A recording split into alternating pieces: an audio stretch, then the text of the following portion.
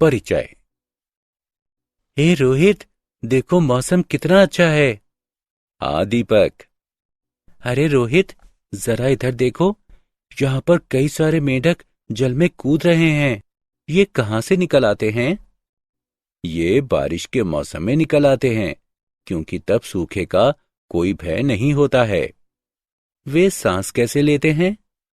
दीपक, ये एक अच्छा प्रश्न है। जल के अंदर मेंढक आंतरिक गलफड़े यानी क्लोम तथा अपनी त्वचा द्वारा श्वसन करते हैं, जबकि वायु में वे अपने फेफड़ों द्वारा श्वसन करते हैं। उनकी त्वचा श्लेष्म युक्त, चिकनी तथा सदैव नम बनी रहती है। मैं तुम्हें एक रुचिकर बात बताता हूं कि वयस्क मेंढक में पूंछ नहीं पाई जाती है तथा टैडपोल में पूंछ उपस्थित होती है। चलिए अब इसके विषय में और अधिक जानते हैं। इस अध्याय में आप जंतुओं की आकारिकी तथा शारीरिकी के विषय में जानेंगे।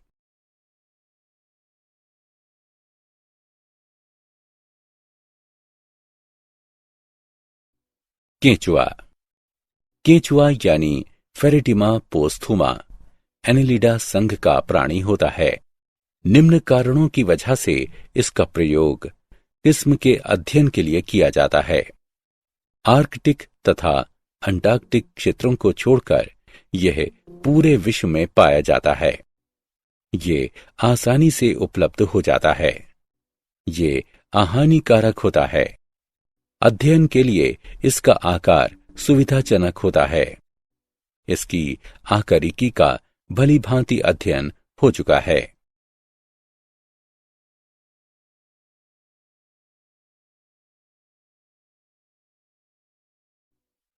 आकारिकी।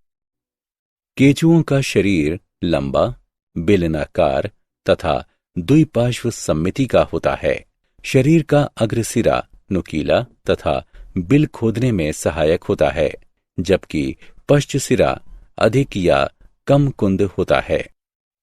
एक पूर्ण परिपक्व केंचुए की लंबाई सामान्यतः 4 से 6 इंच तथा व्यास इसके 1/4 से कम अथवा 1 इंच होता है।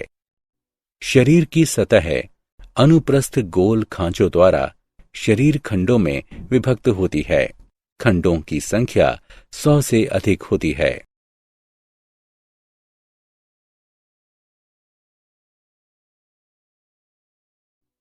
प्रोमुख यानी प्रोस्टोमियम तथा परितुंड यानी पेरिस्टोमियम।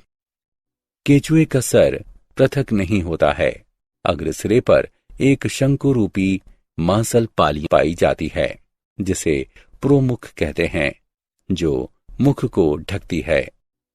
शरीर का पहला खंड परितुंड पेरिस्टोमियम या मुख खंड होता है, जिसमें मुख उपस्थित होता है। पुरोमुख संवेदी होता है, जिसकी सहायता से केंचुआ प्रकाश तथा अंधेरे में अंतर ज्ञात कर सकता है। पर्याणिक यानी क्लाइटेलम। वयस्क कृमि में मोटी तथा ग्रंथिल त्वचा का एक मुख्य बैंड पर्याणिक यानी क्लाइटेम पाया जाता है, जो कि शरीर के 14वें, 15वें तथा 16वें खंड में स्थित होता है। शूक। प्रथम तथा अंतिम खंड के अलावा प्रत्येक खंड में छोटे उपत्वचीय शूक स्थित होते हैं। ये कुछ घुमावदार या एस आकार की आकृति वाली संरचनाएं होती हैं, जिनके सिरे यानी किनारे शुंडाकार होते हैं तथा ये सींग सदृश पदार्थ काइटिन से मिलकर बने होते हैं।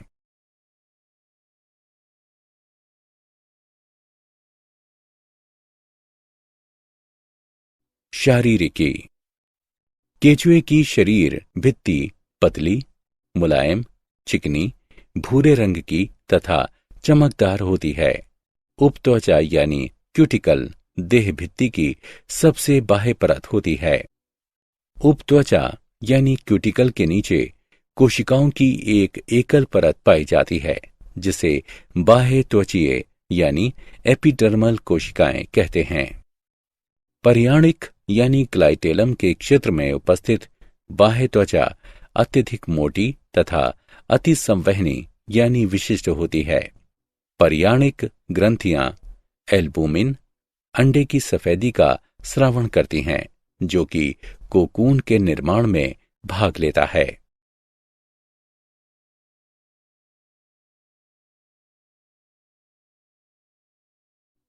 आहार नाल। केचुए की आहार नाल एक सीधी नलिका के रूप में स्थित होती है। यह प्रथम खंड में मुख से प्रारंभ होती है तथा पश्च सिरे पर स्थित गुदा में समाप्त होती है।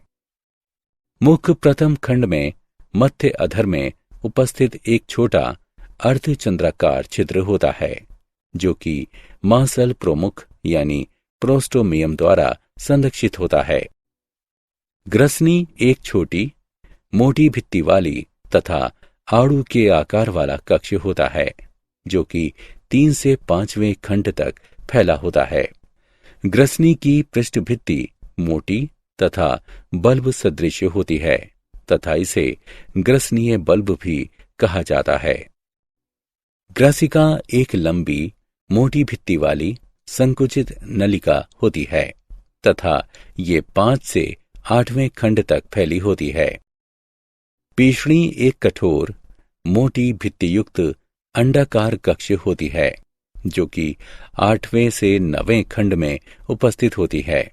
इसकी भित्ति अत्यधिक पेशीय होती है तथा ये वृत्तीय पेशियों की एक मोटी परत का निर्माण करती है।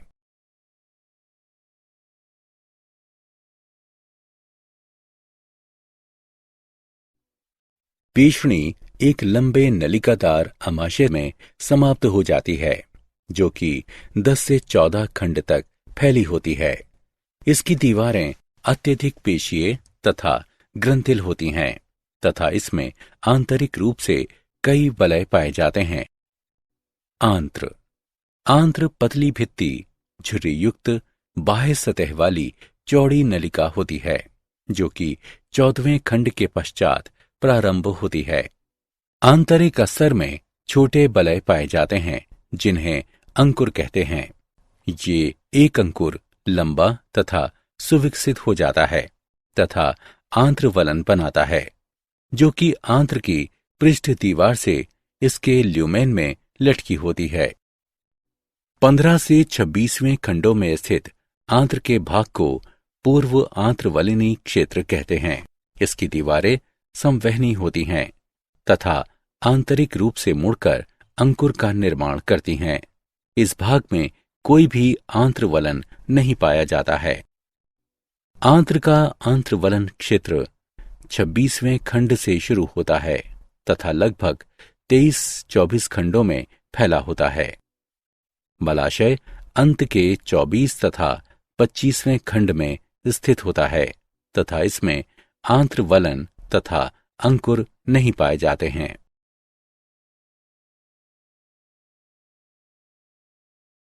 परिसंचरण तंत्र। केचुए में बंद परिसंचरण तंत्र पाया जाता है, जो कि हृदय, रक्त वाहिकाओं तथा रक्त से मिलकर बना होता है। रक्त ग्रंथियां रक्त कोशिकाओं तथा हीमोग्लोबिन का निर्माण करती हैं, जो कि प्लाज्मा तथा शरीर के 4, 5 तथा 6वें खंड में उपस्थित रक्त ग्रंथियों में घुले होते हैं। वॉल्व युक्त हृदय के 4 जोड़े 7, 9, 12 तथा 13वें खंडों में उपस्थित होते हैं। हृदय का संकुचन रक्त को एक ही दिशा में संचारित करता है। छोटी रक्त वाहिकाएं आहार नाल, मेरुरज्जु तथा शरीर यानी देह भित्ति को रक्त पहुंचाती हैं। रक्त कोशिकाएं स्वभाव में भक्षी होती हैं।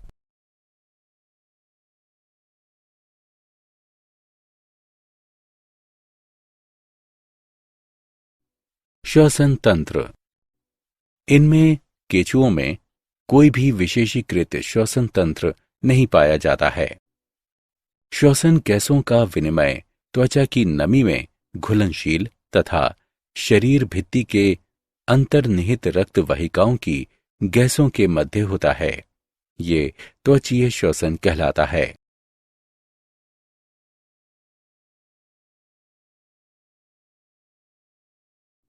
उत्सर्जी अंग। एक नलिकादार उत्सर्जी अंग वृक्कक कहलाता है। ये 3 प्रकार के होते हैं: पटीय वृक्कक, अध्यावरणी वृक्कक तथा ग्रसनीय वृक्कक। पटीय वृक्कक ये फेरेटिमा के सबसे लंबे वृक्कक हैं।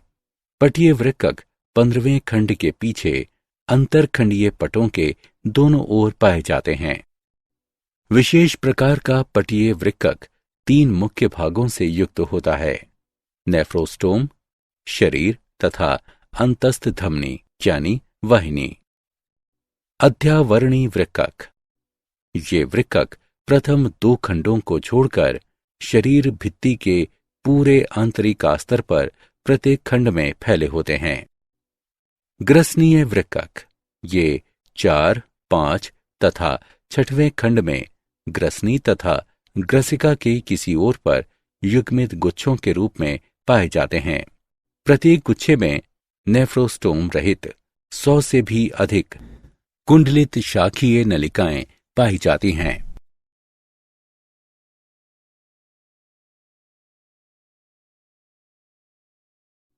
तंत्रिका तंत्र।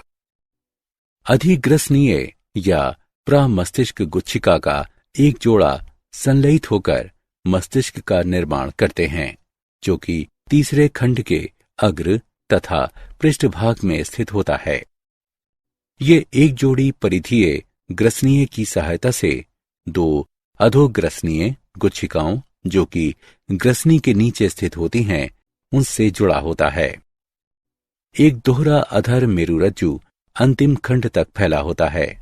गुच्छिकाएं मेरुरज्जु पर खंड के रूप में व्यवस्थित होती हैं।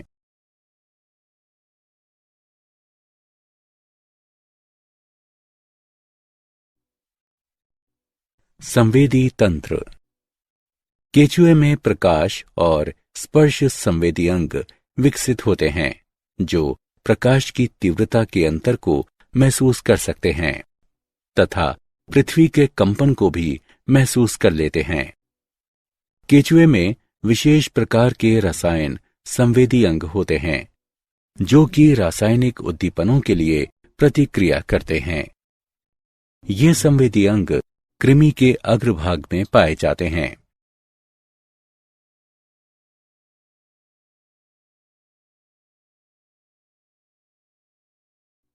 जनन तंत्र।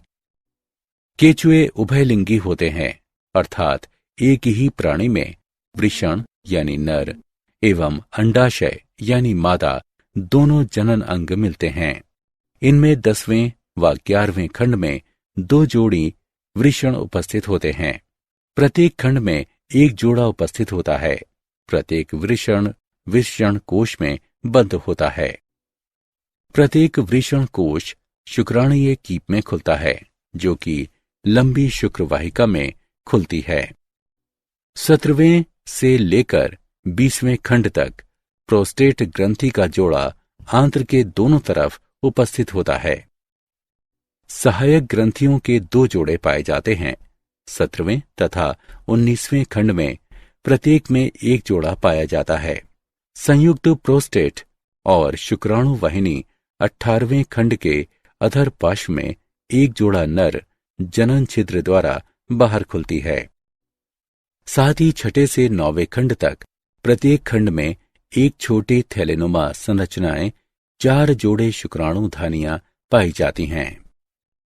मैथुन के दौरान केचुए का एक जोड़ा शुक्राणुओं का आदान प्रदान करता है, जब तक कि शुक्राणु अंडाणु तक संवहित नहीं हो जाता, तब तक वो कोशों में संग्रहित होता है, जिन्हें शुक्रग्राहिका कहते हैं। कुछ प्रजातियों में ये बाह्य होता है। केचुआ एक कोकून को स्रावित करता है, जिसमें वो अपने अंडों को जमा करता है तथा उसका साथी शुक्राणु को संग्रहित करता है। शिशु कृमि लगभग पूर्ण विकसित किंतु बहुत छोटे रूप में कोकून से बाहर निकल आते हैं। लगभग 1 वर्ष में वे शिशु कृमि यानी केचुए पूर्ण आकार में विकसित हो पाते हैं।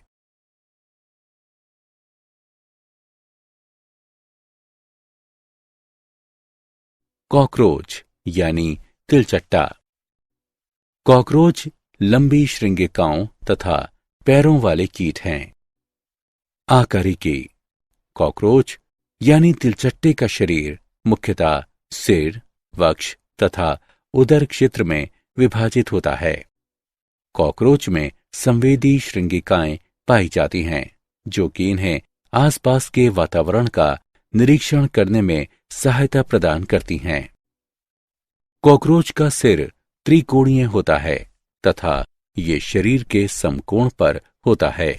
ये खंडों के संलयन से बनता है तथा लचीली गर्दन के कारण ये सभी दिशाओं में घूम सकता है। सिर पर एक जोड़ी संयुक्त नेत्र तथा एक जोड़ी श्रृंगिकाएं पाई जाती हैं, जो कि वातावरण का निरीक्षण करने में सहायता प्रदान करती हैं। इनके मुख में जबड़े पाए जाते हैं, जो कि ऊपर तथा नीचे के बजाय बराबर बराबर में गतिशील होते हैं तथा इनका बहुमुखी मुख इनके भोजन को काटने, चबाने, चाटने तथा गोदने में सहायक होता है।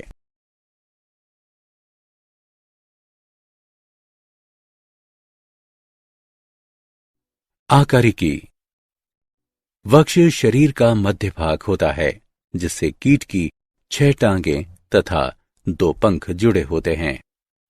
प्रत्येक टांग में उपस्थित 2 पंजे तथा उन पर उपस्थित बाल कॉकरोच को पकड़ने तथा दीवार पर आसानी से चढ़ने में सक्षम बनाते हैं।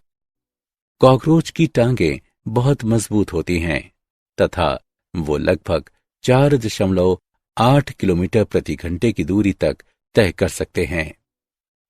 वक्ष मुख्यतः 3 भागों में बटा होता है: अग्रवक्ष, मध्यवक्ष तथा पश्चवक्ष। अग्रवक्षीय टांगें कॉकरोच के सिर के पास होती हैं।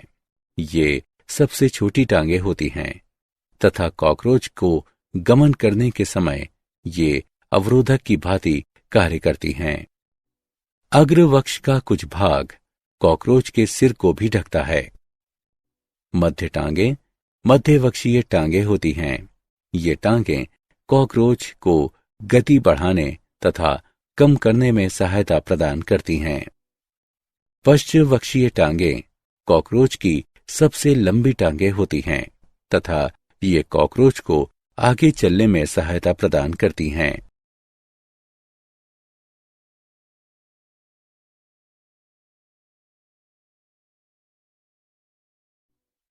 उदर। कॉकरोच यानी तिलचट्टे में खंडित उदर पाया जाता है, जिसमें आंतरिक अंग पाए जाते हैं। एक नलिकाकार हृदय रक्त को अंगों तथा ऊतकों तक पहुंचाता है। रक्त रंगहीन होता है, क्योंकि इसमें ऑक्सीजन को धारण करने के लिए हीमोग्लोबिन नहीं होता है। महाधमनी रक्त को विशेष अंगों तक ले जाती है।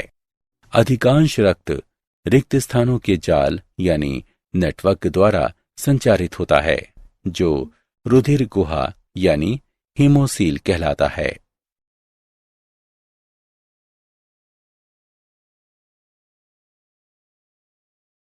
शारीरिकी। आहार नाल। आहार नाल 3 भागों में विभक्त होती है: अग्रांत्र, मध्यांत्र तथा पश्चांत्र।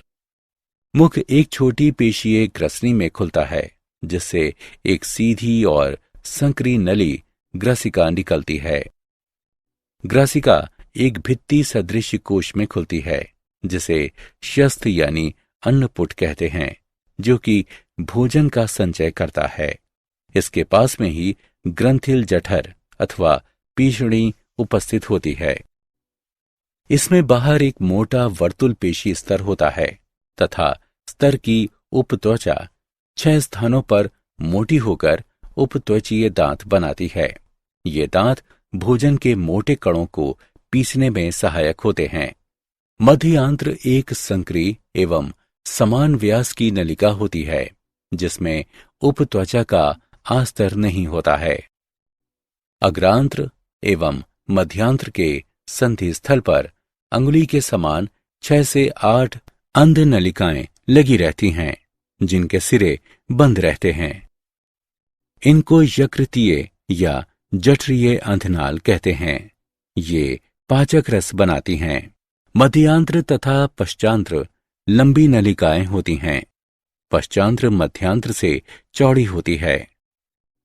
पश्चांत्र 3 भागों में विभक्त होती है: क्षुद्रांत्र, वृहदांत्र तथा गुदा। मध्यांत्र व पश्चांत्र के संधि स्थल पर लगभग 100 से 150 पतली पीले रंग की नलिकाएं होती हैं, जिन्हें मैलपीगी नलिकाएं कहते हैं।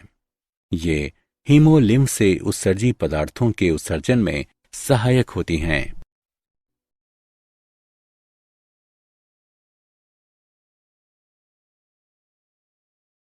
परिसंचरण तंत्र।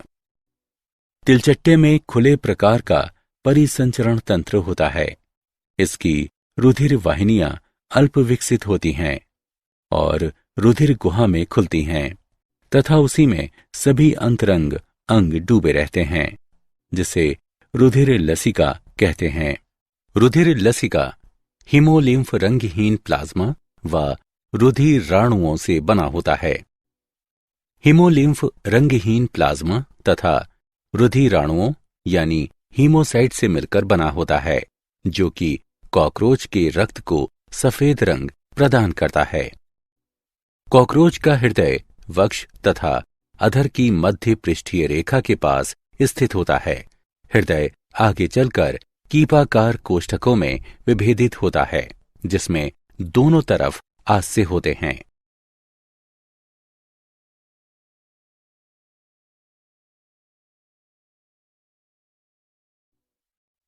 श्वसन तंत्र। कॉकरोच का श्वसन तंत्र शरीर के पार्श्व की तरफ उपस्थित होता है। इसमें 10 जोड़ी छिद्र पाए जाते हैं, जिन्हें श्वासनाल कहते हैं। श्वासनाल पुनः विभाजित होकर पतली शाखित नलिकाएं बनाता है, जिन्हें श्वास नलिकाएं कहते हैं। ये श्वास नलिकाएं वायु से ऑक्सीजन को ग्रहण करके शरीर के सभी भागों तक पहुंचाती हैं। विसरण विधि द्वारा श्वास नलिकाओं में गैसों का आदान प्रदान होता है।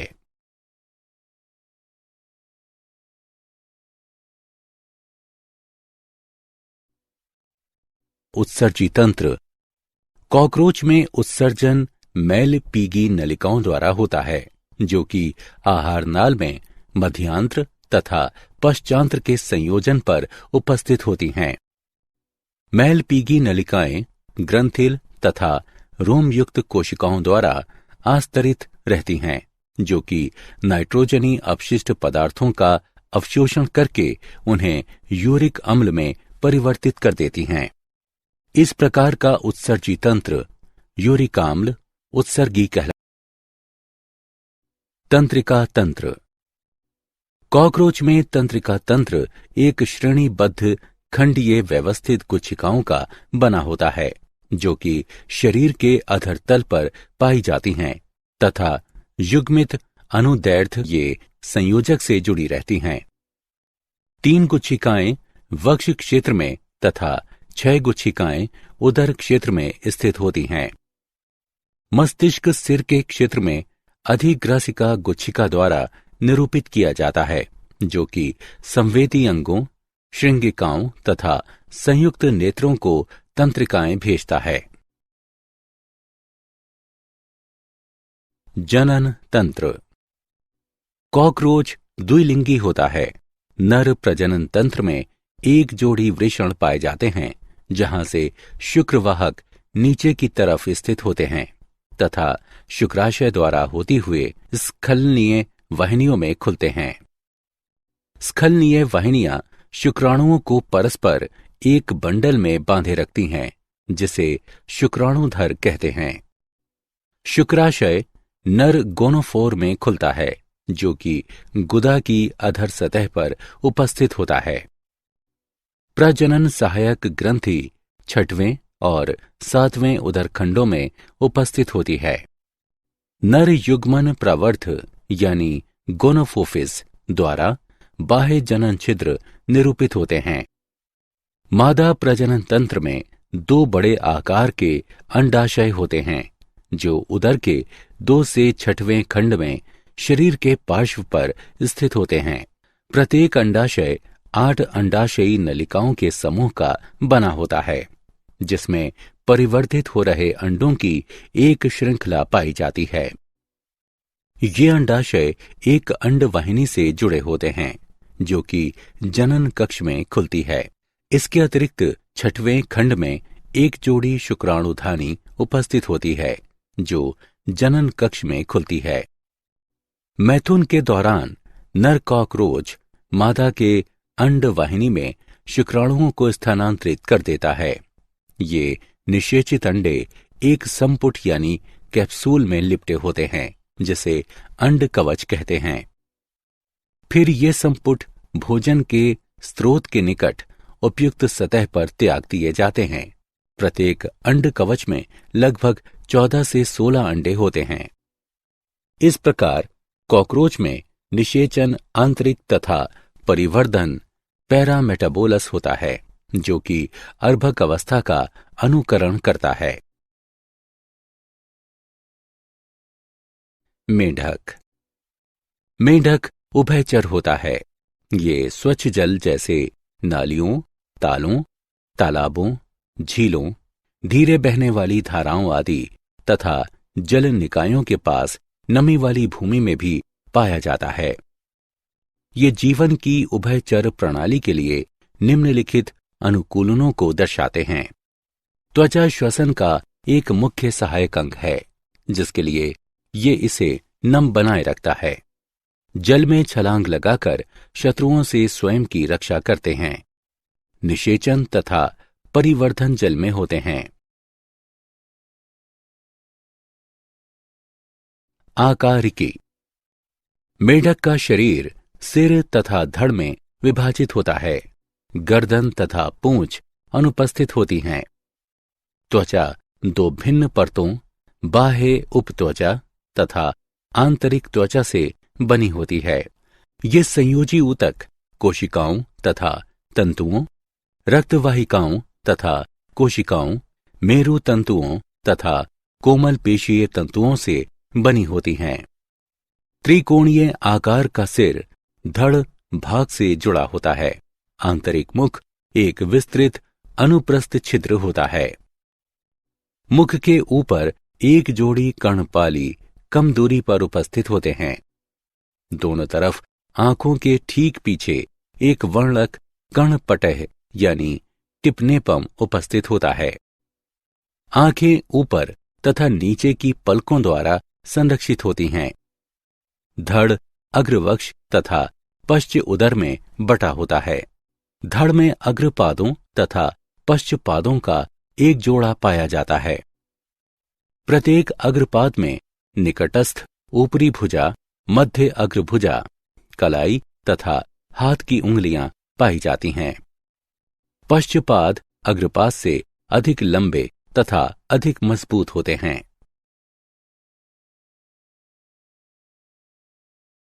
शारीरिकी। मेढक की आहार नाल निम्नलिखित भागों में विभक्त होती है। मुख तथा मुख ग्रसनीय गुहा। मेढक में मुख चौड़ा, दरार सदृश अर्धचंद्राकार द्वार होता है जो कि थूथन के सिरे पर स्थित होता है। ये टिम्पेनम की एक सतह से दूसरी सतह तक फैला हुआ है। मेढक में मुख गुहा तथा ग्रसनी परस्पर मिलकर मुख ग्रसनीय गुहा बनाती है।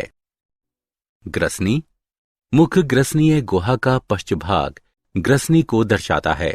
ये 2 द्वारों द्वारा छिद्रित होता है। भोजन नली के मध्य में चौड़ा तथा घुमावदार द्वार स्थित होता है। ये ग्रसिका में खुलता है। ग्रसिका ये एक चौड़ी तथा संकुचित नलिका है। गर्दन की अनुपस्थिति के कारण ये बहुत छोटी होती है तथा अमाशय तक फैली होती है। अमाशय ये देह गुहा में बाईं तरफ स्थित होता है। अमाशय आहार नाल का सबसे चौड़ा तथा लगभग 2 इंच लंबा भाग होता है। आहार नाल। आंत्र। अमाशय एक लंबी नलिकादार आंत्र में खुलता है। ये 3 भागों में विभक्त होती है। ग्रहणी, छोटी आंत्र या क्षुद्रांत्र तथा बड़ी आंत्र या वृहदांत्र या मलाशय। ग्रहणी, ये आंत्र का यू आकार का अग्रभाग होता है। ये अमाशय के समांतर फैली होती है। छोटी आंत्र या क्षुद्रांत्र, ये कई लूप बनाती है। ये पतली भित्ति वाली घुमावदार नलिका जो कि लगभग 8 से 10 इंच लंबी होती है। बड़ी आंत्र या वृहदांत्र या मलाशय, ये छोटी किंतु तुलनात्मक चौड़ी नलिका होती है। इसकी आंतरिक सतह अनुदैर्ध्य वलियों में निर्मित हो जाती है। इसे मलाशय भी कहते हैं। अवस्कर तथा अवस्कर द्वार। मलाशय के दूरस्थ भाग को अवस्कर या अवस्कर कक्ष कहते हैं। इसमें गुर्दे तथा मूत्राशय की मूत्र जनन वाहिनियों के छिद्र खुलते हैं। श्वसन तंत्र। भोजन के ऑक्सीकरण अथवा दहन द्वारा उत्पन्न ऊर्जा दैनिक उपापचयी क्रियाओं को करने के लिए आवश्यक होती है। इस प्रक्रिया के दौरान ऑक्सीजन उपभोग में आती है तथा कार्बन डाइऑक्साइड निष्कासित होती है। ऑक्सीजन को ग्रहण करने तथा कार्बन डाइऑक्साइड को त्यागने की प्रक्रिया सांस लेना कहलाती है तथा रासायनिक परिवर्तन जिनके द्वारा भोजन का ऑक्सीकरण तथा ऊष्मीय ऊर्जा की विमुक्ति होती है तथा कार्बन डाइऑक्साइड का निर्माण होता है, श्वसन कहलाती है।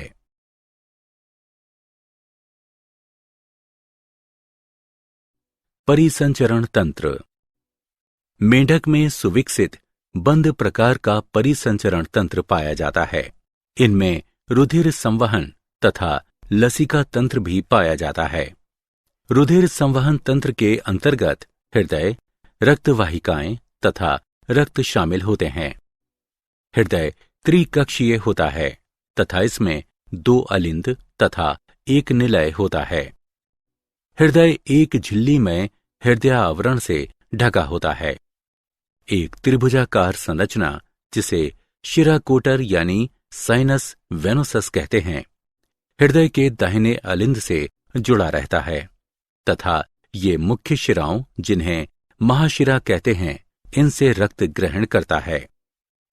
हृदय की अधर सतह पर निलय एक थैलीनुमा रचना धमनी शंकु में खुलता है।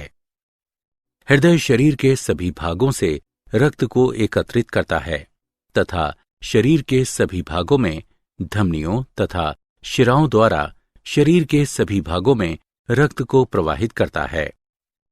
मेढक में यकृत निवाहिका तंत्र तथा वृक्कीय निवाहिका तंत्र पाए जाते हैं। यकृत निवाहिका तंत्र यकृत तथा आंत्र के मध्य एक विशिष्ट शिरीय संबंध होता है, जबकि वृक्कीय निवाहिका तंत्र वृक्क तथा शरीर के निम्नतम भागों का विशिष्ट शिरीय संबंध होता है। रक्त प्लाज्मा से बना होता है। 3 प्रकार के रक्त कणिकाओं के नाम निम्न हैं। रक्ताणु, लाल रक्त कणिकाएं। श्वेताणु, श्वेत रक्त कणिकाएं। पट्टिकाणु यानी प्लेटलेट्स। रक्ताणुओं यानी लाल रक्त कणिकाओं में केंद्रक पाया जाता है तथा ऑक्सीजन तथा कार्बन डाइऑक्साइड के परिवहन के लिए इनमें एक लाल वर्णक हीमोग्लोबिन पाया जाता है। रक्त की तुलना में लसिका में कुछ प्रोटीनों, रक्ताणुओं तथा प्लेटलेट्स का अभाव होता है। उत्सर्जी तंत्र। उत्सर्जन उपापचय के परिणाम स्वरूप बनने वाले अपशिष्ट पदार्थों के उन्मूलन की वह प्रक्रिया है जिसमें हानिकारक उत्पाद शरीर से बाहर त्याग दिए जाते हैं। मेढक में वृक्क का एक जोड़ा मुख्य उत्सर्जी अंग होता है। वृक्क की सूक्ष्म संरचना कई लच्छेदार नलिकाओं की उपस्थिति को दर्शाती है, जिसे मूत्रजन नलिकाएं कहते हैं। मूत्रजन नलिकाएं शीर्ष के रूप में प्रारंभ होती हैं, जिसमें 2 भित्तियां पाई जाती हैं, जो कि ग्रंथिल उपकला की चपटी कोशिकाओं द्वारा आस्तरित होती हैं। तंत्रिका तंत्र। तंत्रिका तंत्र न्यूरॉन से बना होता है। तंत्रिका तंत्र 3 मुख्य भागों केंद्रीय तंत्रिका तंत्र, परिधीय तंत्रिका तंत्र तथा स्वायत्त तंत्रिका तंत्र से मिलकर बना होता है। शरीर में मस्तिष्क का महत्व यह है कि वह शरीर की कोशिकाओं, ऊतकों तथा अंग तंत्रों के कार्यों का समन्वय तथा नियंत्रण करता है, जिससे कि वे एक इकाई के रूप में कार्य कर सकें। मेंढक का मस्तिष्क 3 भागों अग्र मस्तिष्क, मध्य मस्तिष्क तथा पश्चिम मस्तिष्क में विभक्त होता है।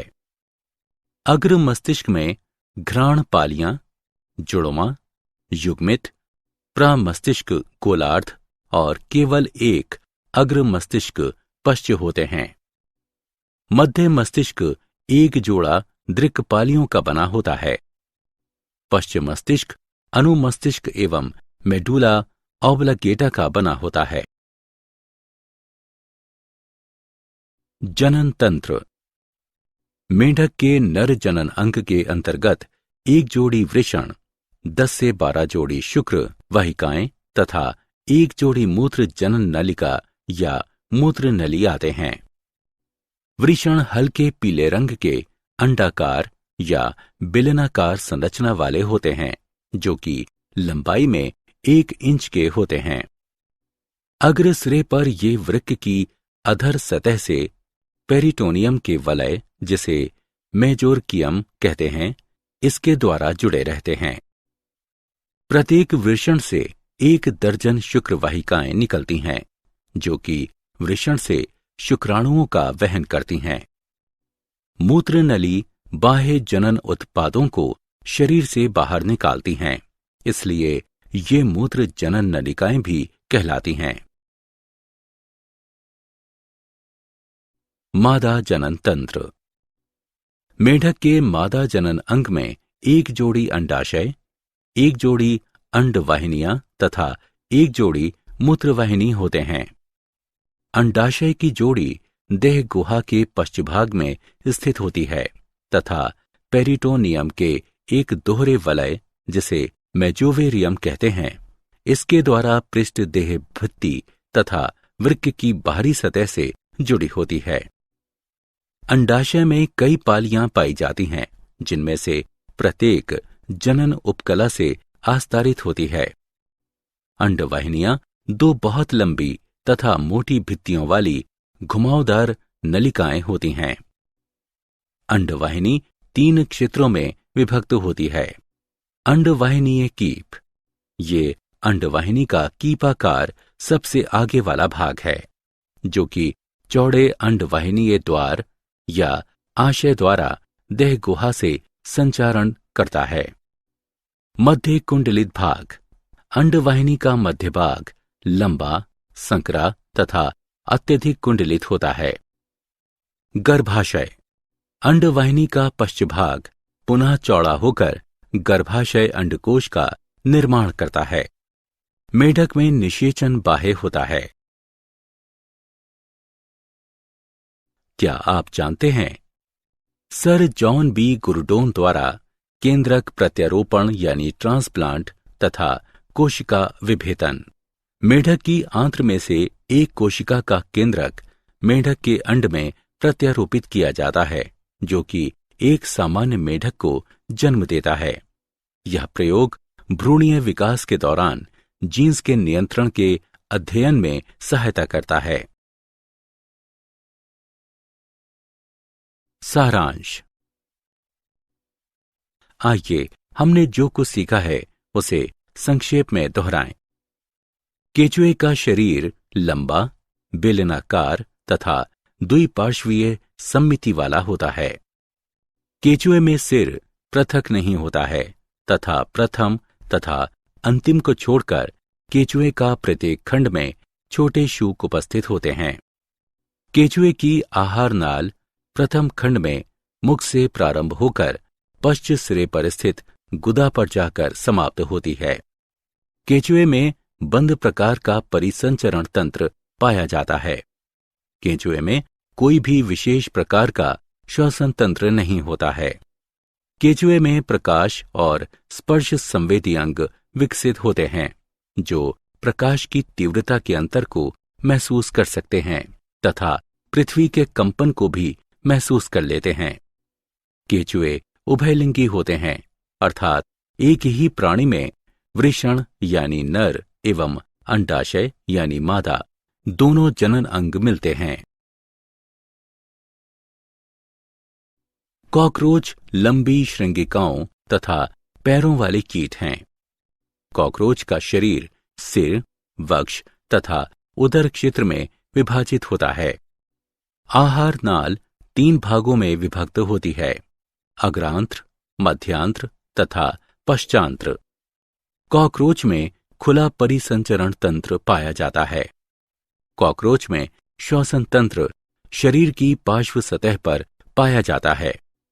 कॉकरोच में उत्सर्जन मैलिपीगी नलिकाओं द्वारा होता है तथा ये द्विलिंगी होते हैं।